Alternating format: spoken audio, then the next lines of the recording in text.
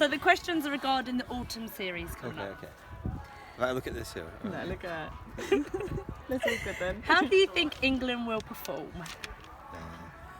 Who cares? I'm Scottish. Nah, listen. Next!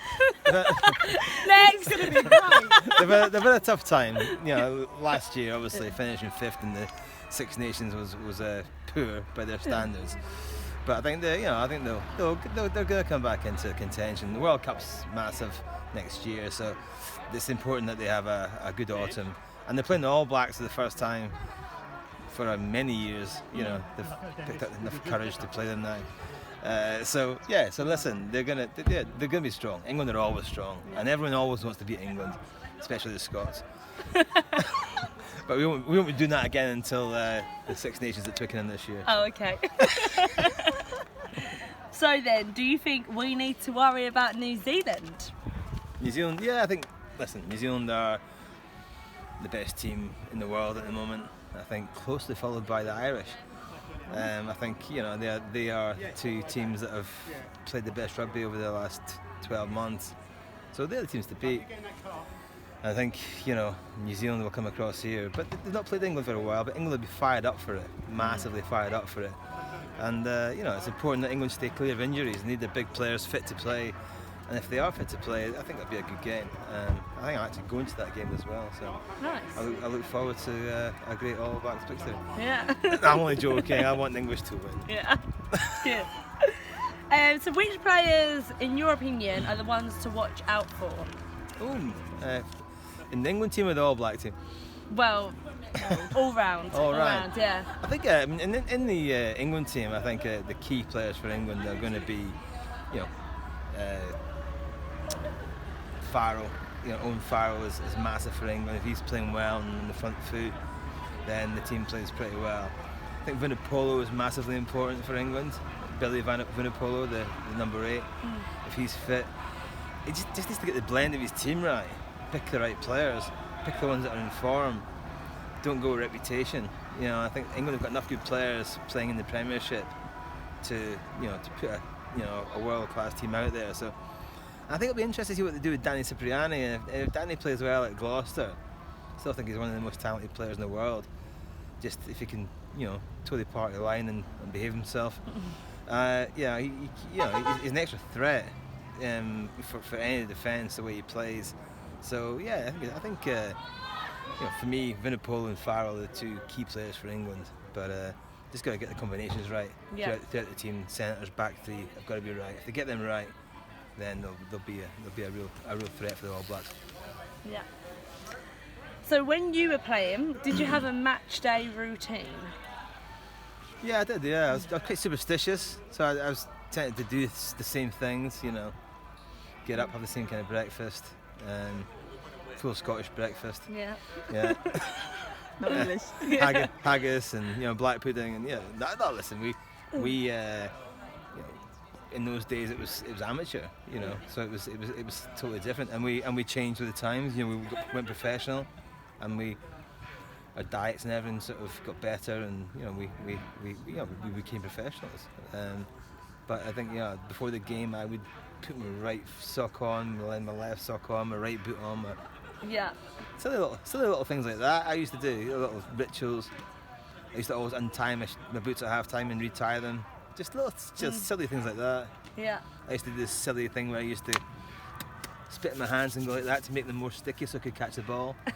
just little things I used to do, and everyone did different things, you know.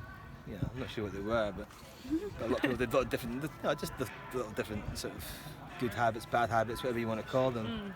But yeah, that's whatever worked for you, basically. Cool. And what do you miss most about being on the pitch? I think that just being there, the atmosphere, the build up, it happens pretty quickly when you're out there. It goes past. It's only 80 minutes, but it goes past in a flash. So the biggest thing I miss the banter and the camaraderie. Having 20, 30 guys around about you, weekend, day in, day out, the laughs and being away and overseas and tours and you know, being in Dublin and Cardiff. Oh yeah, before. But the matches were brilliant. You know, we used to have, you know, big dinners afterwards with the opposition, so we got to know the opposition really well as well. So yeah, you just missed the whole thing. It's one big package. But you break it down. There's, you know, lots of special times and memories that you have over the years, and we're now just replicating that a little bit as old codgers that come along to events like this, and, you know, dinners and stuff, and talk about how good we were or weren't over the years. So yeah, listen, we had a time, we had a great time doing it, and somebody else's turn to do it. Yeah. Thank you. So the next couple of questions are about Nordoff and music. Has music been an inspiration to you? Music, I've got to admit, I'm not very musical. Yeah. Probably one of the least musical people. I like listening to music. You know, I do like music. But I think I've seen the what it does for kids and stuff. You know, therapy through Nordoff Robins charity that is fantastic, and I've supported that over the last however long Vic's been involved with it. Yeah. You know, over the years, through Rod Smallwood. You know, Rod's a big supporter of Nordoff Robins. So listen, I think music has an influence on many people's. You know, I used to listen to music a little bit before when we had Walkmans back in the day. You know, nowadays you've got all these fancy phones and music on phones. We had these we put tapes into a little Walkman and stuff, and that's what we had. You know, and you put a little compilation on. You know, I can't tell you what that is. I'd have to kill you if I told you it was on that. But we'll leave that one. But it's music was. I think people do use music now to motivate. You know, and everyone likes different music. Yeah. Did music play a part in your rugby career? No. No. I think I used to play things like Rocky theme tune when we were in the when we were in the gym. When we were in the gym, I think stuff like that. Yeah, but just mainly for a laugh, you know. But it was not really at all. I was never really a music kind of person, as I said before. Yeah. But it's I think music can play a massive part, as I said, in many people's lives. And I think nowadays, football players, all sportsmen, highest level, they all walk in with earphones on, listen to the music, listen to their little playlist that they play before every game. It's their pre-match ritual. Yeah. So it must play. It does now play probably more, you know, lyrics, and people are getting probably a bit more personal and talking about lifestyles and you know, just so that maybe motivates people. Yeah. So music can motivate people in many different ways, and you know, and I think it's great. You know. Cool. Thank you. Is that all right? Yeah.